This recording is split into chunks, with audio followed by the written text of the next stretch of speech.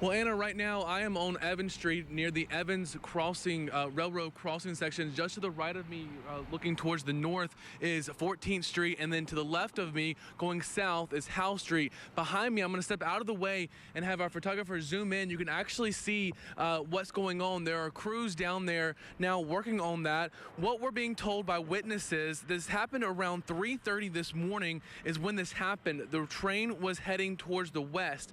Now, according to reports from these witnesses, it did not sound like a normal train. However, this is about the same time that the train comes through each morning. So for them, it was just a typical morning, and that they heard that weird, different sound. They knew that something was different.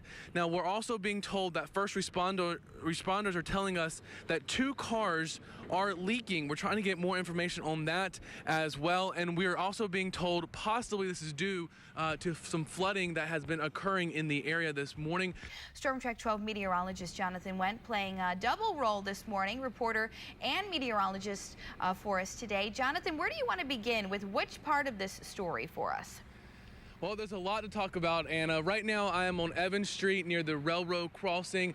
Just to the right of me to the north is 14th Street, and to the left of me is Howell Street. Now, we're going to zoom in a little bit closer to this so that you can actually see what's going on. We're now starting to see some crew workers out there, CSX trucks and CSX police, which is the company's, the train company. They have been driving around, and you can actually see some crew workers out there this morning. What witnesses tell us this morning is that around 3:30 is when all of this happened. They said that the train was heading towards the west when all of a sudden they just heard this loud noise. It did not sound like anything normal. The train normally comes around this time.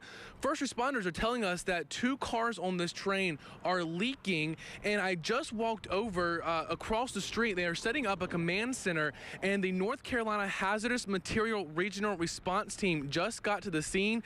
They are waiting right now for the Greenville City Police to kind of get together what their plan of action is going to be. They are going to be looking to assess the damage and see if they can do any repairs. They're also right now working to determine whether or not the material that is leaking is dangerous to the city. Right now, again, we're waiting on word. The Greenville Public Information Officer is heading to the scene. I'm waiting to get more word with her on that as well. Also, what I can tell you is that Charles and Greenville Boulevard is still blocked. Evans Street was blocked earlier, but it does look like down towards Evans Street, towards Greenville Boulevard has reopened right now. I can also tell you that here where I'm standing, we've had several puddles, and this was an area that was flooded earlier, and the water now has been going down.